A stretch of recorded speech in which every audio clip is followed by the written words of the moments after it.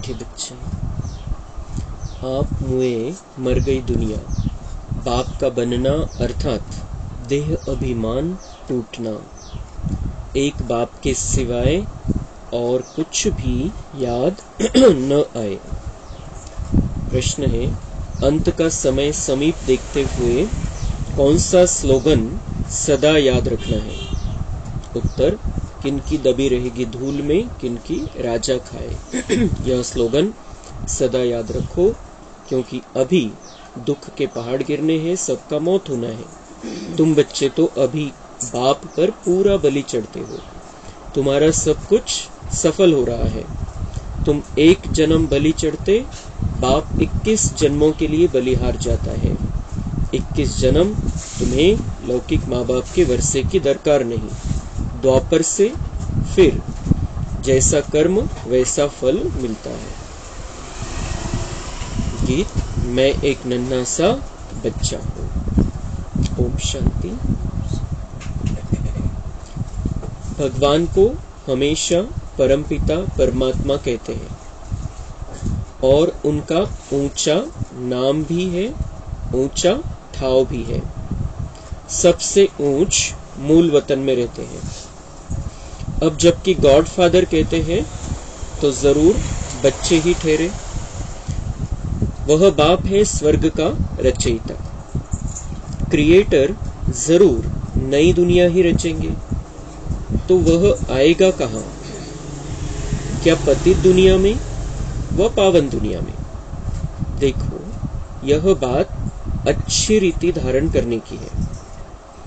तुम कोई छोटे नहीं हो, शरीर के ऑर्गन्स तो बड़े हैं ना। तुम जानते हो सभी बाप को याद करते हैं, समझते हैं यहाँ दुख है। हमको ऐसी जगह ले चलो जहाँ शांति सुख हो। ड्रामा अनुसार बाप को आना ही है। बनी बनाई बन रही, इसमें कोई फर्क नहीं हो सकता। वर्ल्ड की हिस्ट्री ज्योग्राफी चक्र लगाती रहती है। 4 युग फिरते रहते हैं। कलयुग के बाद होता है संगम युग। कलयुग और सतयुग के बीच का यह है कल्याणकारी धर्माऊ युग। यह है पुरुषोत्तम युग, अर्थात उत्तम ते उत्तम मर्यादा पुरुषोत्तम बनने का युग। इस युग जैसा उत्तम युग कोई होता नहीं। सतयुग त्रेता का संगम युग कोई ऊंच नहीं है। उसमें तो 2 कला सुख की कम होती है। इस संगम युग की ही महिमा है। तुम जानते हो बाप तो है ऊंच ते ऊंच, ऐसे नहीं कि सर्वव्यापी है। बच्चे कितनी भूल करते हैं, परंतु भूल भी ड्रामा अनुसार होनी ही है। मैं फिर आकर अभूल बनाता हूँ। बाप कहते हैं मुझे तुम ऊंच ते ऊंच भगवत कहते हो। मैं फिर तुम बच्चों को अपने से भी ऊंच बनाता हूँ। तब तो भक्त याद करते हैं, लेकिन सर्वव्यापी कहने से मिट्टी में मिला दिया है, तो खुद भी ऐसे कंगाल दुखी हो गए हैं। भारत सुखधाम था, अब दुखधाम है। अब बाप कहते हैं मैं तुमको अपने से भी ऊंच बनाता हूँ। मैं तो परमधाम ब्रह्मांड में रहता हूँ, तुम भी वहां रहते हो, फिर यहाँ आते हो पार्ट बजाने। जानते हो ब्राह्मण है ऊंचे ते ऊंच चोटी। तो बाबा बोलता है हम तुम परमधाम के रहने वाले हैं। परमधाम से बाबा आता है, हम भी परमधाम से आते हैं। हमारे 84 जन्म है, हम जन्म पुनर्जन्म के चक्कर में आते हैं। बाबा आता है संगम युग पर, कलयुग के अंत समय, सतयुग के स्टार्टिंग के बीच में। तो वो बाबा मतलब ये जो युग है ये पुरुषोत्तम युग है, ये धर्माऊ युग है। यहाँ पर तुम्हें पुण्य कमाने का चांस है, पुण्यवान बनने का चांस है, कर्मों को श्रेष्ठ बनाने का चांस है, और उस आधार से तुम अपना भाग्य बना लेते हो आगे के जन्मों के लिए। तो ऐसा युग, ऐसा कल्याणकारी धर्माऊ युग कोई भी नाही है. सतयुग आणि त्रेतायुगाचं पण बाबा म्हणताय की संगम होईल, पण त्याच्यामध्येही तुम्हाला कुठल्याही प्रकारचं भाग्य बनवण्याचा चान्स नाहीये. उलट सुखाच्या 2 कला कमी झाल्या सतयुगामधून त्रेतायुगामध्ये आलो तर. पण इथं कलियुगामध्ये बाबा येतो, कलियुगाच्या अंतिम समयाला, आणि आपण आपलं इतकं सुंदर भाग्य बनवून घेतो, इतके श्रेष्ठ भाग्याचं निर्माण करतो कि ते मग आपल्या सोबत जन्म जन्मांतर चालेल.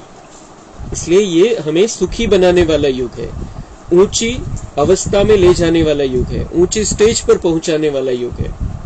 इसलिए संगम युग के महत्व को हमें बुद्धि में रखना है.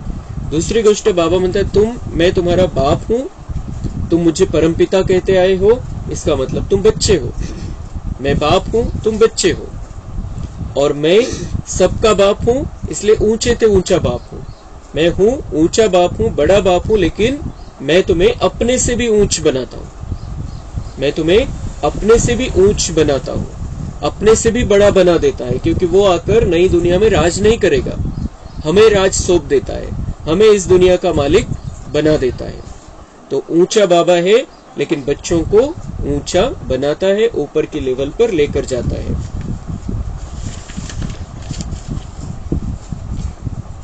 आत्माएं निराकारी दुनिया स्वीट होम से आती है. अभी तो दुख धाम है, कितने पार्टीशन है. सतयुग में कोई पार्टीशन नहीं था, भारत ही ऊंच खंड था. बाबा को सत्य कहा जाता है. बाबा कहते हैं मैं सचखंड स्थापन करने आता हूं, तो जरूर नई दुनिया स्थापन कर पुरानी दुनिया को मिटाना पड़े ना. अभी दुख के पहाड़ गिरने वाले हैं. बाबा म्हणता है मैं इस सचखंड को फिर से बनाने आया हूं, झूठ खंड हमें खत्म करना है. तो बाबा म्हणता इस पुरानी दुनिया को मिटाना पड़ेगा. अगर नई दुनिया लानी है तो पुरानी को मिटाना पड़ेगा. तो दुख के पहाड़ गिरने वाले हैं. त्याच्याशिवाय कशी संपेल ही दुनिया. त्याच्यामध्ये हिशोब पण निघणार आहे, त्याच्यामध्ये सफाई पण होणार आहे. जे वेगवेगळ्या प्रकारचे जे आता महापरिवर्तनाचं कार्य होणार आहे, बाबा म्हणतात ते होणं आवश्यक आहे, कारण आपल्याला नवी दुनिया आणायची. त्याच्यामुळे त्याचं लोड घ्यायचं नाही, त्याचं टेन्शन घ्यायचं नाहीये, त्याच्यासाठी तयारी करायची. आपल्याला मनाला मजबूत करायचंय आणि त्याच्या आधीच आपण आपला पुरुषार्थ फाइनल करून टाकायचा. जब वो समय आएगा उसके पहले ही हमें अपने आप को पक्का कर लेना है, संपूर्ण बना लेना है. तो बाबा म्हणते अभी दुख के पहाड़ गिरने वाले हैं, क्योंकि अभी पुरानी दुनिया को मिटाना पड़ेगा, नई दुनिया लानी है. तो किनकी रहेगी धूल में. ते जे स्लोगन बाबा याची कायम आठवण करून देतात. किनकी रहेगी धूल में, किनकी दबी रहेगी धूल में, किनकी राजा खाए, किनकी चोर लूट जाए, और जो सफल हो उसकी जो धनी के नाम पर लगाए. बाबा म्हणते हे कायम बुद्धीमध्ये ठेवायचे आपण, कि अभी हमें सफल करना है अपना सब कुछ, क्योंकि ऐसे तो सब खत्म होने वाला है. तन हो, चाहे मन हो, चाहे धन हो, चाहे अपना समय हो, चाहे श्वास हो, संकल्प हो, सब कुछ खत्म होने वाला है. हमें सफल करना है उसको. ये खत्म होने के पहले हमें सफल करना है, त्याच्यामधून प्राप्ती करून घ्यायची. जसं एक असतं की आपण फक्त कमावतोय आणि खर्च करतोय. कमाई चालू आहे पण खर्च पण तेवढाच चालू आहे. कोणी असतात जे कमवतात पण खर्च पण करतात आणि काही बचत पण करतात. काही असतात की जे बचत केलेली आहे त्या बचतीला गुंतवणूक करतात, याच्यातून आपल्याला वाढेल मग. आणि काही असतात जे इंश्योरेंस पण करतात. तो बाबा ने कहा है अभी इंश्योरेंस तो कोई किसी को दे नहीं सकेगा, जब वो समय आएगा. तो गुंतवणूक जी आहे ती गुंतवणूक अशासाठी करायची असते आपण की त्याच्यामधून खूप मोठी प्राप्ती होईल, वाढेल पैसा. तर तसं आता संगम युग जे आहे ते गुंतवणूक करण्याचं युग आहे. त्याची प्राप्ती आपल्याला पुढच्या नवीन जन्मापासून नव्या दुनियेमध्ये व्हायला सुरुवात होईल. आता गुंतवणूक करायची. तर गुंतवणूक कशाची करायची? आपल्या संकल्पांची गुंतवणूक करायची. संकल्प चांगले करायचे, श्रेष्ठ संकल्प करायचे, चांगले चांगले विचार, चांगली चांगली भावना, तशा प्रकारचे व्हायब्रेशन. मग वाणीद्वारे गुंतवणूक.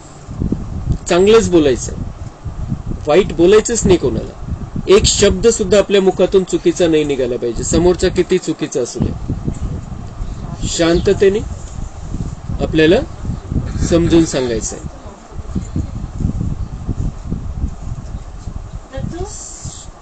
मन, वाणी और संस्कार.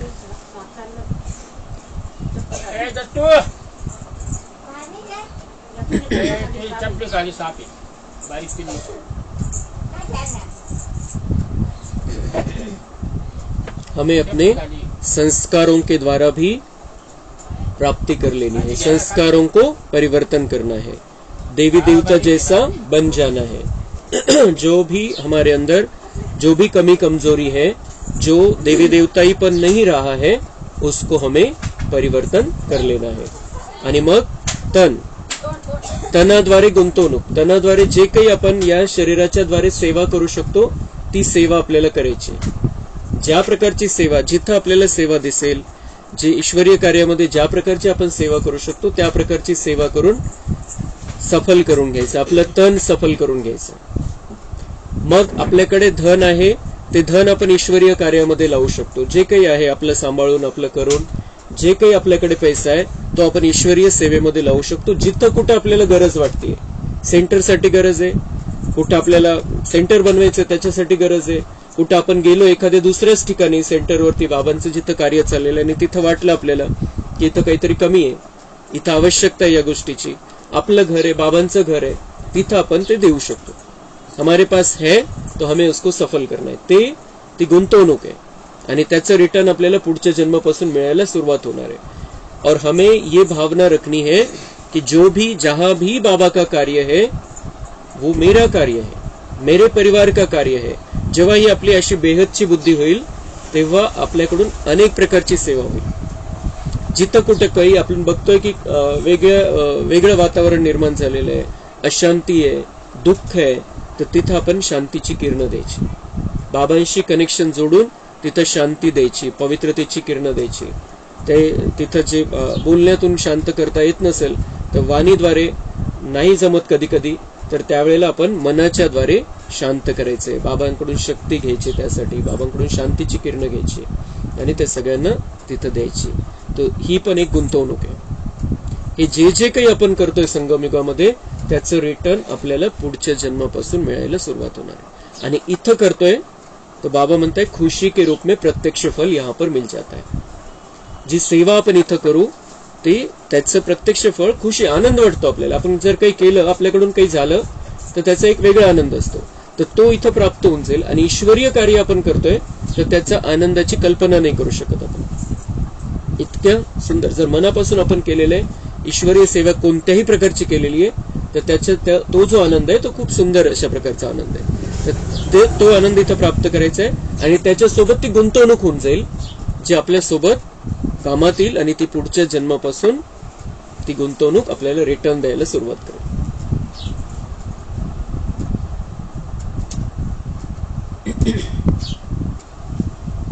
यह पाठशाला है ना, इसमें हम नर से नारायण, नारी से लक्ष्मी बनते हैं.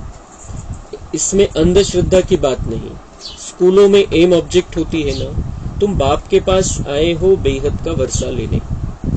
बाबा म्हणते ये पाठशाला है और यहाँ पर पढ़ाई चलती है और पढ़ाई में ये सिखाया जाता है कि तुम्हें देवता बनना है, तुम्हें नर से नारायण, नारी से लक्ष्मी बनना है.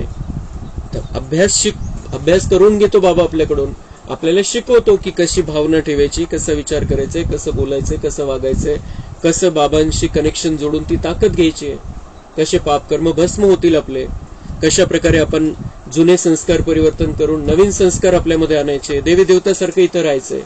तर बाबा म्हणते इथं अंधश्रद्धेचा काय विषय, अभ्यास आहे हा. तुमचं मन परिवर्तन करण्याची कला शिकवली जाते, तुमचं जीवन परिवर्तन करण्याची कला शिकवली जाते, मरण्याची कला बाबा आपल्याला शिकवतोय, नव्या दुनियेमध्ये जाऊन कसं राहायचं ती कला शिकवतोय, सजेपासून कसं मुक्त होऊ आपण, शेवटी यमदूताच्या धर्मराजच्या समोर आपल्याला कसं जावं लागणार नाही, कसं आपण डायरेक्ट आपल्या घरी जाऊ शकतो, हे सगळं बाबा शिकवतो. तर बाबा म्हणतात हे शिकवणं चाललेलं आहे, तुम्ही ईश्वराच्या पाठशाळेमध्ये बसलेले आहे, इथं कुठल्याही प्रकारची अंधश्रद्धा नाही. असं नाही की आपण कोणाची तरी पूजा करतोय, कोणाची तरी भक्ती आराधना आरती करतोय, माहिती नाहीये त्याच्याविषयी काही, आणि चाललेलं सगळं करतोय, बाकीचे करताय म्हणून आपण करतोय, असं नाहीये. बाबा म्हणते यहाँ पर अंधी कोई श्रद्धा नहीं है, तुम विचार सुनते हो भगवान के, भगवान का मत लेते हो अपना जीवन परिवर्तन करने के लिए, अपना भाग्य बनाने के लिए. तो ये क्लियर करायचं है आपल्याला कि हम पाठशाला में है, हम कहीं पर जाकर अपनी नई अलग टाइप की भक्ति शुरू नहीं की है. हम पाठशाला में हम पढ़ रहे हैं, देवता बनने की पढ़ाई है. और पढ़ते पढ़ते बाबा म्हणते बेहद का वर्षा लेने के लिए यहाँ पर आए हो. जन्म जन्मांतराची ती कमाई, वारसा हक्क प्राप्त होणार आहे.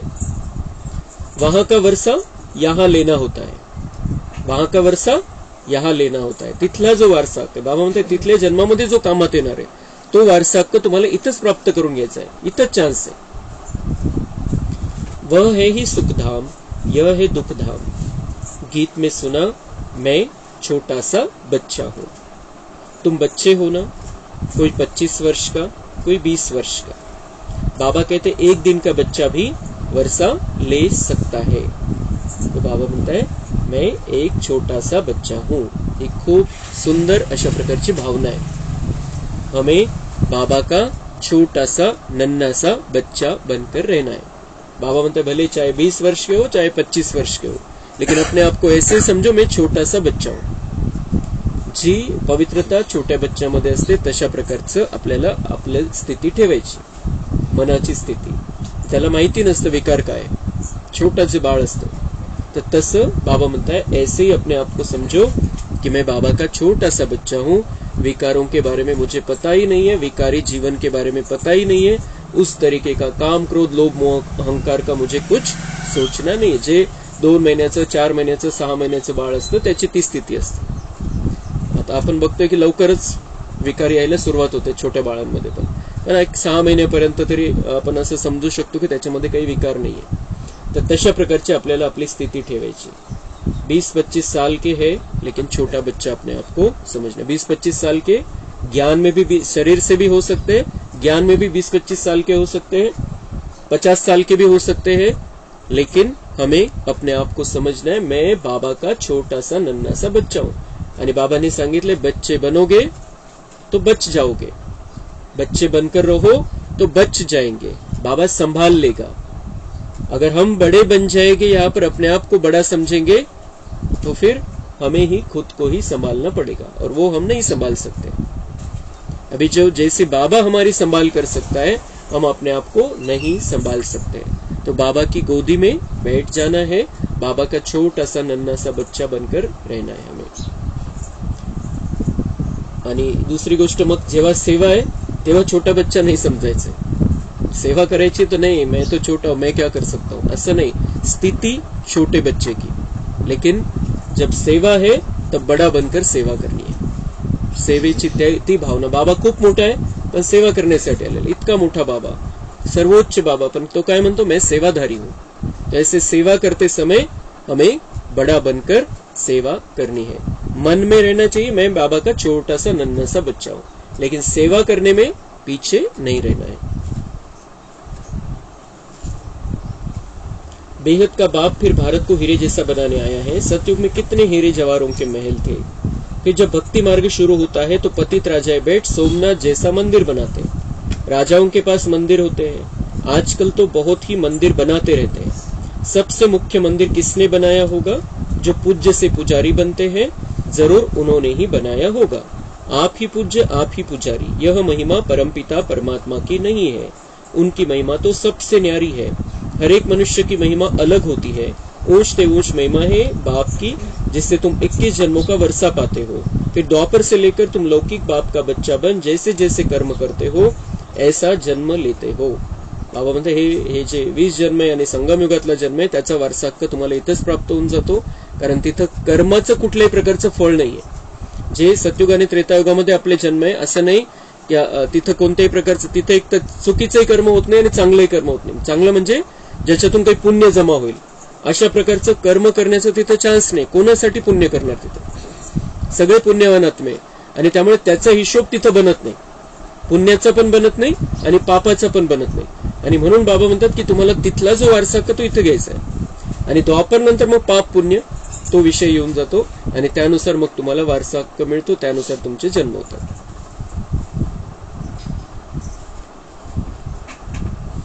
स्वर्ग में तुम रोगी नहीं बनते हो, तुम्हारी एवरेज 150 वर्ष आयु रहती है।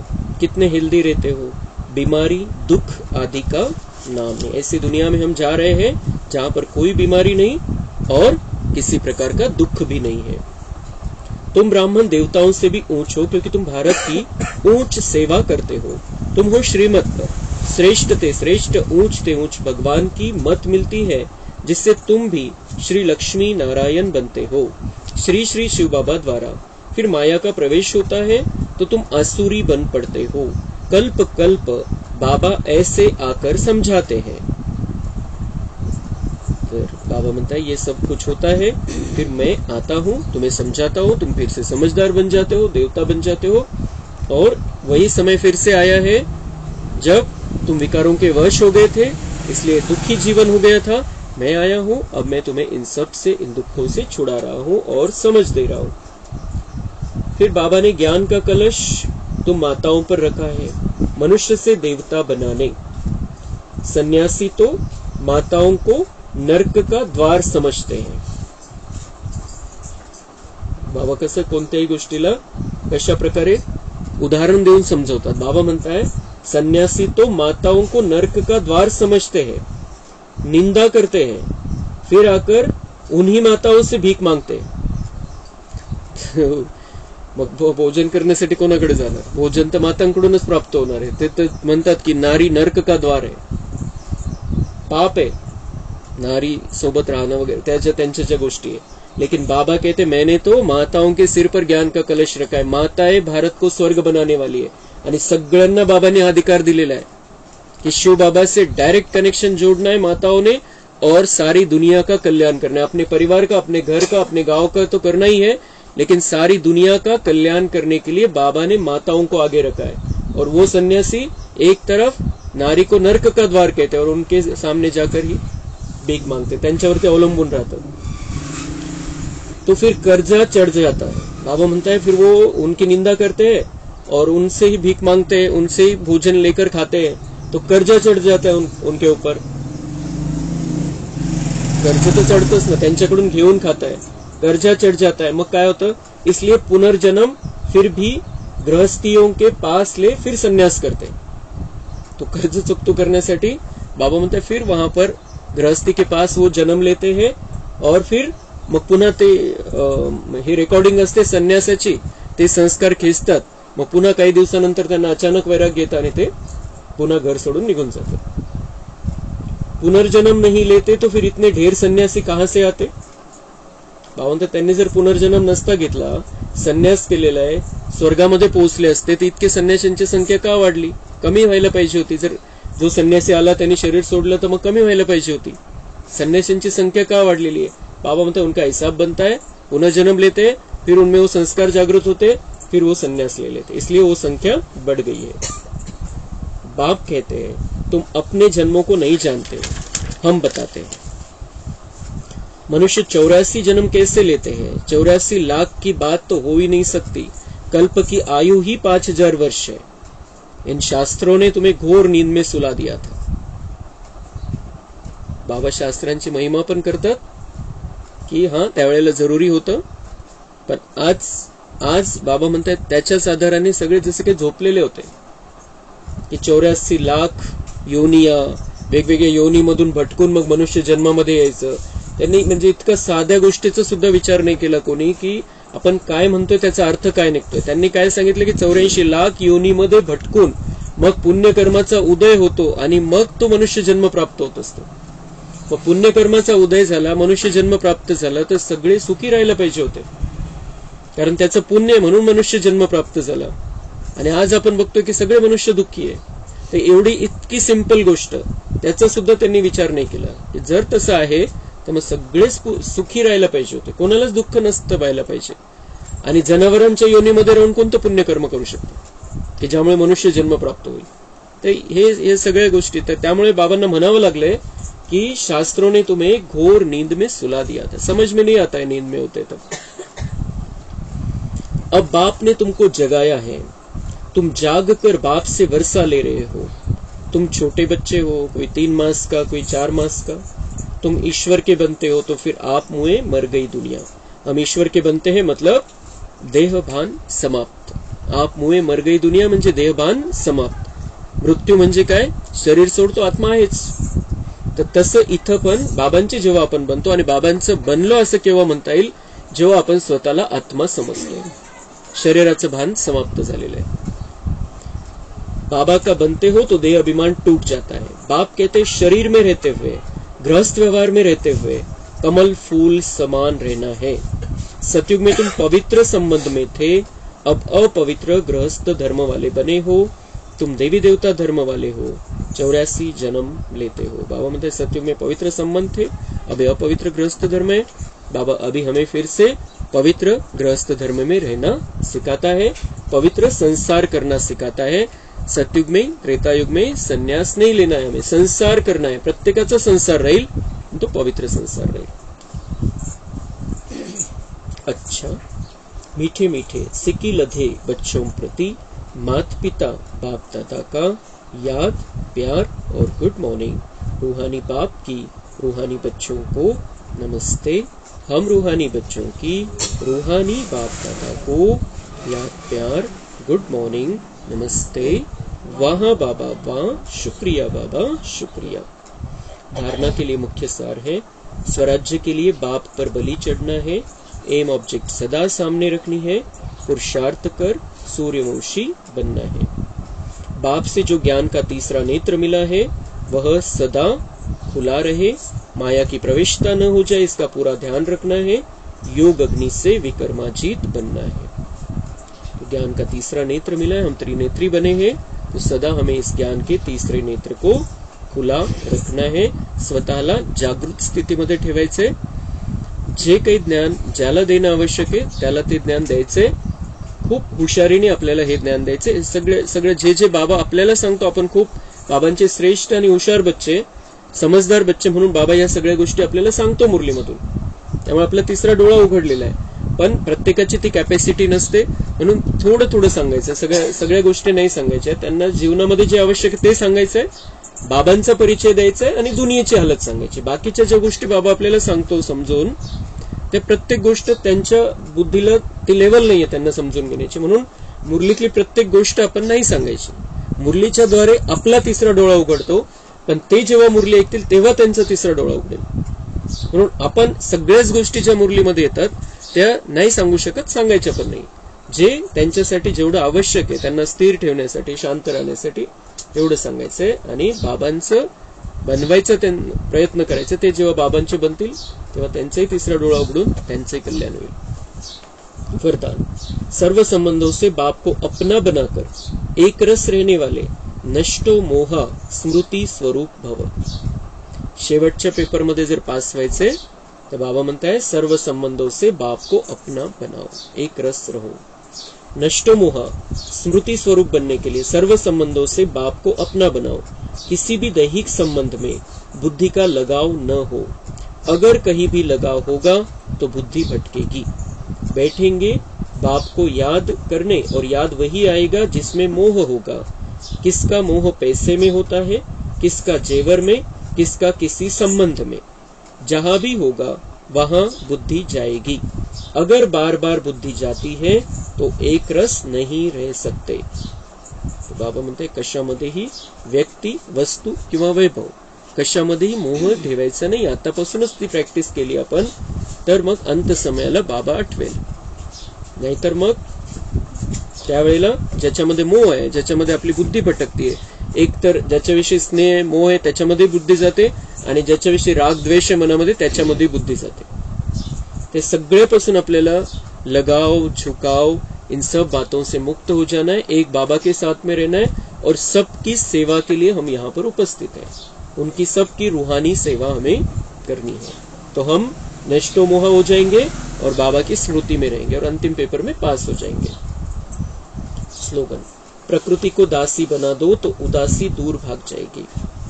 प्रकृती म्हणजे एक तर आपला स्वभाव संस्कार, दुसरी प्रकृती म्हणजे आपलं 5 तत्वांनी बनलेलं शरीर, आणि तिसरी प्रकृती म्हणजे अनिसर्ग. तर ह्या तिन्हीला दासी बनवायचे, त्यांच्या अधीन नाही राहायचे. आपल्या स्वभाव संस्काराच्या अधीन नाही राहायचे, शरीराच्या कर्मेंद्रियाच्या अधीन नाही राहायचे, आणि या 5 तत्वांच्याही अधीन नाही राहायचंय. काही गडबड झाली 5 तत्वामध्ये आपल्या शरीरामध्ये तर आपल्याला ते उदासी येऊन जाते, निराशा येऊन जाते. तर त्यामुळे बाबा म्हणतात की इनका राजा बन जाओ, इनको अधीन रखो, अपने स्वभाव संस्कार को अपने ऊपर हावी नहीं होने दो, शरीर की जो तकलीफ है उसको अपने ऊपर हावी नहीं होने दो, बाहर से जो तत्वों से तकलीफ आती है उसको अपने ऊपर हावी नहीं होने दो. तुम राजा हो, राजा बनकर रहो. किसी भी चीज के, वस्तु के, 5 तत्वों के, शरीर के, किसी के भी अधीन नहीं रहना है. गुलामी का जीवन समाप्त कर दो, राजा बनकर रहो. तो बाबा म्हणता है उदासी दूर भाग जाएगी. कोणत्याही तकलीफ वाटायला लागली, आपल्याला दुःख वाटायला लागलं तर उदासी येते, निराशा येते. तर बाबा म्हणते कशाचेही दुःख करून घेऊ नका, कशामुळेही त्रासून जाऊ नका, परेशान होऊ नका. स्वतः मालक बनून राहा, राजा बनून राहा, तो उदासी येणार नाही, दूर निघून जाईल. अच्छा, ओम शांती. छोटीशी मुरली आहे 25 जानेवारी 69 ची. समर्पण की ऊंची स्टेज, श्वासोश्वास स्मृती. समर्पण, समर्पण आपण बाबांना स्वतःला समर्पित करायचंय मन बुद्धीच्या द्वारे. तर त्याच्यासाठी त्याचा आधार काय? श्वासोश्वास स्मृती. हर श्वास में बाबा, बाबा मेरे साथ में है, बाकी कोई देहधारी से हमें कुछ मिलने वाला नहीं है. बाबा मेरे साथ में, बाकी सबका सहयोग लेना है, सबको सहयोग करना है, ती सगळी गोष्ट वेगळी आहे. पण जे इथं मनाच्या पडद्यावरती जे आहे बाबाच पाहिजे. अव्यक्त स्थिती में स्थित होकर अव्यक्त को व्यक्त में देखो. ब्रह्माबाबांनी शरीर सोडलेलं होतं 5 दिवसापूर्वी, अंतिम संस्कार 3 दिवसापूर्वी झाला होता. आणि आता ही मुरली, आता ह्या मुरल्या सुरू झाले बाप दादांची. पहिली मुरली शिवबाबांनी चालवली, दुसरी मुरली ब्रह्माबाबांनी चालवली, आणि आता ह्या इथून 25 जानेवारी 69 पासून आता दोघांचे मिळून अव्यक्त मुरली सुरू झालेली आहे. तो अभी दोनों आए हैं दादी के शरीर में पहली बार, ब्रह्मा बाबा और शिव बाबा, 25 जानेवारी 69. तर मग बाबा म्हणताय अव्यक्त स्थिती में स्थित होकर अव्यक्त को व्यक्त में देखो. अव्यक्त आहे गुलजार दादींचं शरीर समोर आहे, ब्रह्मा बाबा दिसत नाही, शिव बाबा दिसत नाही. तर तुम्हाला जर आमचा अनुभव घ्यायचा आहे तर बाबा म्हणताय की तुम्हाला कसं करावं लागेल? अव्यक्त स्थिती में स्थित होकर, अपने आप को आत्मा समझकर और लाइट के शरीर में बैठा हुआ देखकर. ही अव्यक्त स्थिती आहे. व्यक्त म्हणजे हाडामासाचं शरीर, आणि अव्यक्त म्हणजे व्यक्त नाहीये, जे दिसत नाहीये. मी आत्मा आणि माझं लाईटचं शरीर. तर त्या स्थितीमध्ये आपण जेव्हा स्वतःला समजू तेव्हा त्या मिलनाचा अनुभव. आणि आता पण बाबांच्या कमऱ्यामध्ये असो, अमृत वेलेला बाबांच्या समोर बसणं असो, कमऱ्यामध्ये बसणं असो, किंवा आपण कुठूनही बाबांची आठवण करते सूक्ष्मवतनमध्ये, परमधाममध्ये, तो जर अनुभव घ्यायचा आहे स्थिती अव्यक्त पाहिजे. स्वतःला देह समजून आपण बसलो तर मिलन होणार नाही. तर अव्यक्त स्थिती में स्थित होकर हमें व्यक्त को, वो जो अव्यक्त है उसको व्यक्त में देखना है.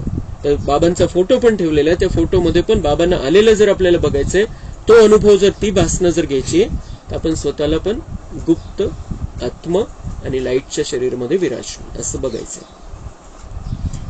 आज एक प्रश्न पूछ रहे, सर्व समर्पण बने हो, सर्व समर्पण है ही, यह सभी का विचार है या और कोई का कोई और विचार है?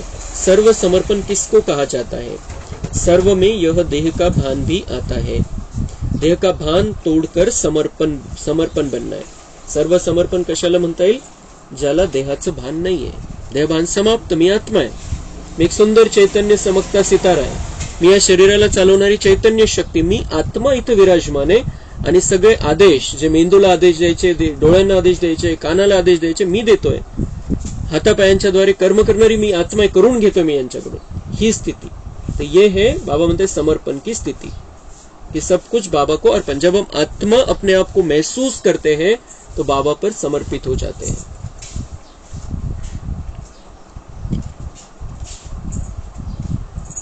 देह के संबंध और मन के संकल्पों से भी समर्पण. देह के संबंध भी बाबा को अर्पण, मन के संकल्प भी बाबा को अर्पण. अब जैसा चाहे बाबा संकल्प कराए मुझसे. देह के सारे संबंध मेरे नहीं है, सब बाबा के हैं. यह है समर्पण. तुम देही हो, यह देह का अभिमान बिल्कुल ही टूट जाए तब कहा जाए सर्व समर्पणमय जीवन. जो सर्व त्यागी सर्व समर्पण जीवन वाला होगा उनकी ही संपूर्ण अवस्था गाई जाएगी, और जब संपूर्ण बन जाएंगे तो साथ जाएंगे. तो संपूर्ण समर्पण करायचे, सर्व जे काही आहे डोळ्याने दिसतं ते सगळं माझं नाहीये, बाबांचं आहे. असं त्याग, असा जो त्याग करेल, बाबा म्हणते उसकी संपूर्ण अवस्था होगी. और जो ऐसी संपूर्ण अवस्था में रहने वाली आत्मा है, संपूर्ण बनकर फिर जाएंगे साथ में, बाबा के साथ में जाएंगे. यहाँ यमदूत हमें लेने नहीं आएगा, हम बाबा के साथ में जाएंगे.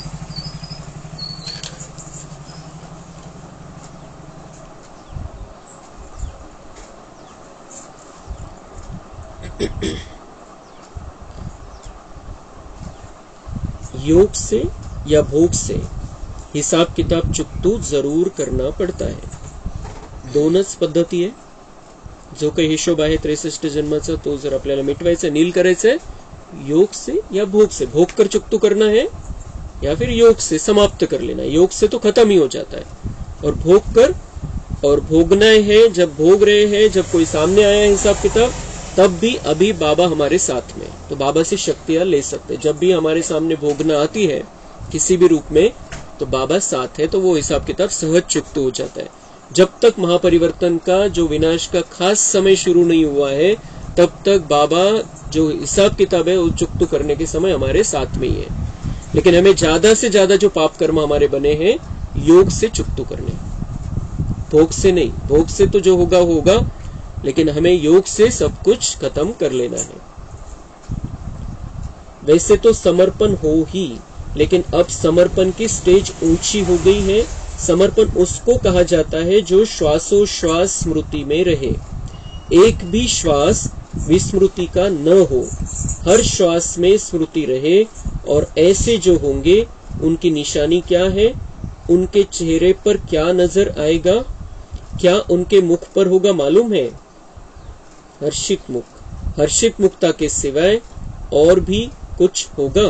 जो जितना सहनशील होगा उनमें उतनी शक्ति बढ़ेगी. जो श्वासोश्वास स्मृति में रहता होगा उसमें सहनशीलता का गुण जरूर होगा. तर बाबांच्या आठवणीमध्ये जो कंटिन्यू आहे कोणत्या ना कोणत्या प्रकारे, असं नाही की आपण योग लावायलाच बसलेलो तेव्हाच बाबांच्या आठवणीमध्ये. बाबांचं ज्ञान चिंतन चाललेलं, बाबांना बघतोय, बाबांची किरणं घेतोय, बाबांच्या सोबत चालतोय, उठतोय, बसतोय, फिरतोय, बाबांच्या सोबत भोजन चाललेलं आहे, पाणी पितोय, खातोय, बाबा है साथ में. इथं मनाच्या पडद्यावरती बाबा आहे, बाकी तर सगळं आपल्याला करायचं ते सगळं करायचंय, पण एक आतमध्ये चालत असतंय काही ना काही, तर त्या संकल्पामध्ये बाबा पाहिजे. तो बाबा म्हणता ऐसे जो रहेंगे उनके अंदर ये गुण रहेगा, वो सहनशील रहेंगे. जिनकी बुद्धि में बाबा है उनको बाबा शक्ति देता रहेगा, शक्ति उनकी बढ़ती रहेगी. तो सहनशीलता सबसे महत्वपूर्ण शक्ती आहे. इथून पुढे पण सहनशीलताच आवश्यक आहे. जे काही होणार आहे या दुनियेमध्ये सहनशील आपल्याला बनायचंय.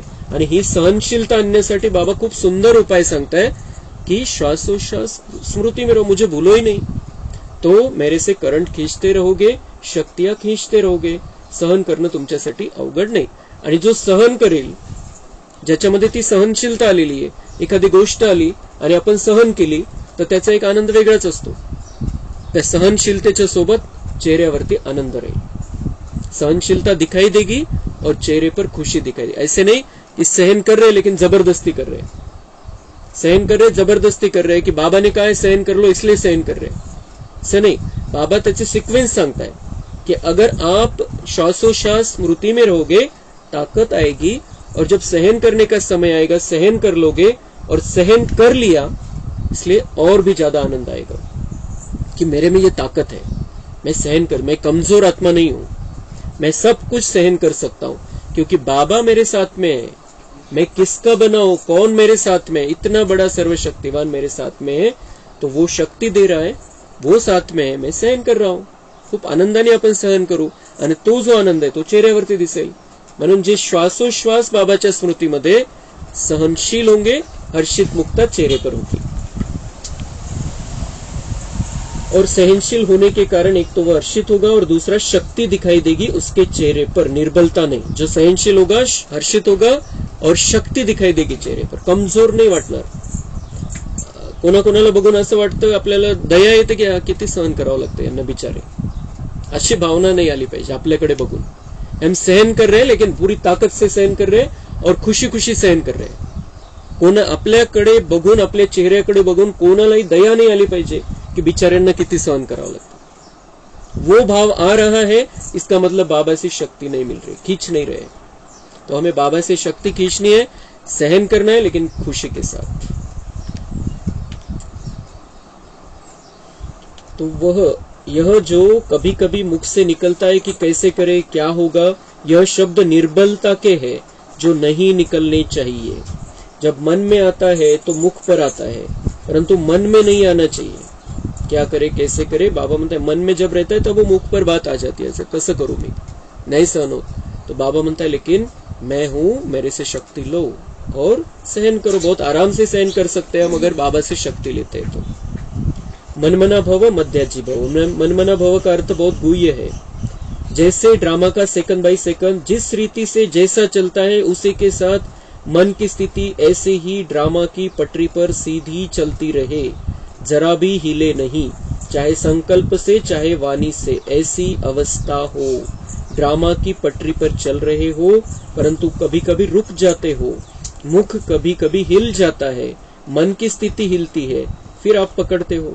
यह भी जैसे एक दाग हो जाता है। मन मना भवचा इतका सुंदर अर्थ, रहस्यमय अर्थ बाबांनी सांगितला। मन मना भाव, मेरे में मन लगाओ, मेरे में मन लगाओ बाबा कहता है।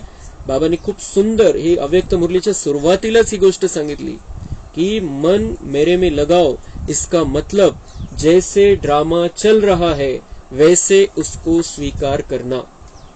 अगर बाबा में मन है तो हम हर बात को स्वीकार करेंगे। ड्रामा फिक्स है और जो भी ड्रामा में होता है हर बात में कल्याण है।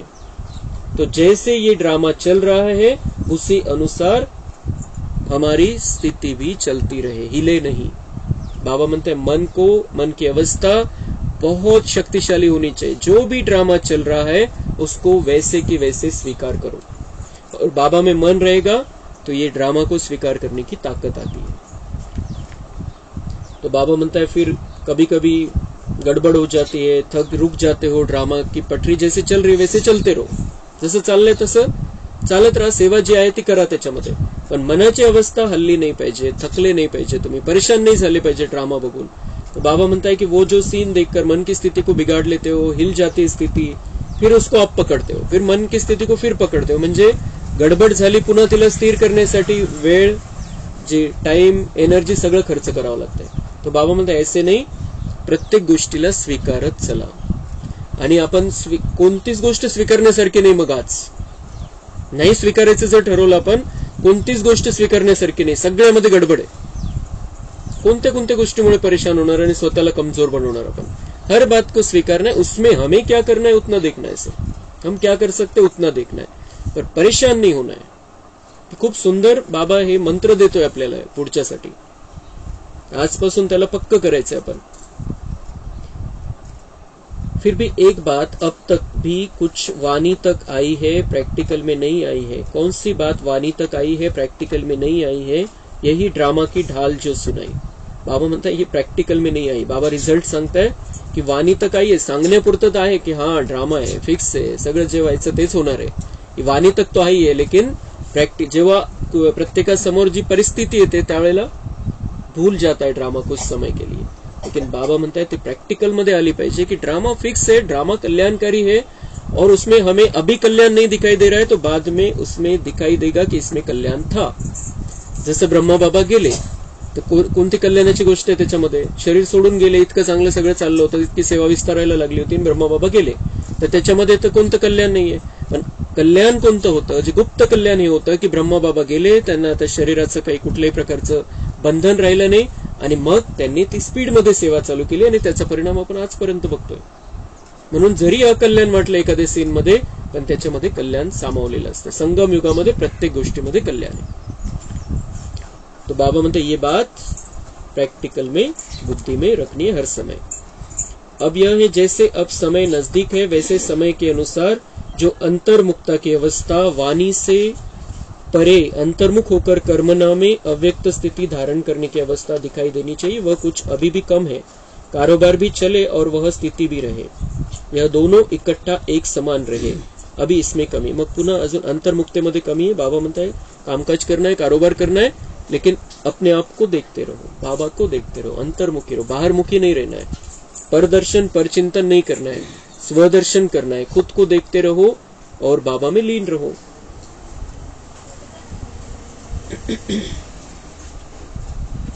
अब साकार तो अव्यक्त स्थिति स्वरूप में स्थित है, लेकिन आप बच्चे भी अव्यक्त स्थिति में स्थित होंगे तो अव्यक्त मुलाकात का अलौकिक अनुभव कर सकते हो। एक मुख्य बात और भी है, वर्तमान समय ध्यान पर देते हैं जो तुम्हारे में होनी चाहिए। वह कौन सी?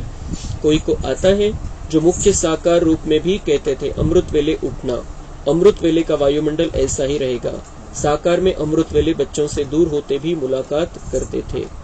तो बाबा म्हणता है अभी अमृत वेले का महत्व बुद्धी में रखो। अमृत वेला बाबांनी हे अव्यक्त झाल्यानंतर अमृत वेलेचं हे महत्व स्पेशली सांगितलेले। पहिले पण अमृत वेला व्हायची, पण त्यानंतर आता दोघंही यायला लागले आणि कुठेही आपण आहोत तर ते दोघांचा बापदादांचा दोघांचाही अनुभव करू शकतो। अमृत वेलेला जास्त संकल्प चालवायचे नाहीये, बसून उठून बसायचं, फ्रेश उठायचंय।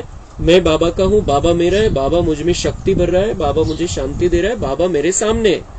कधी परमधाम मध्ये जायचं, कधी सूक्ष्मवतन मध्ये जायचं, फक्त बाबा आणि मी। जास्त संकल्प नाही, ज्ञानाचं मंथन चिंतन नाही, बाबा और मैं।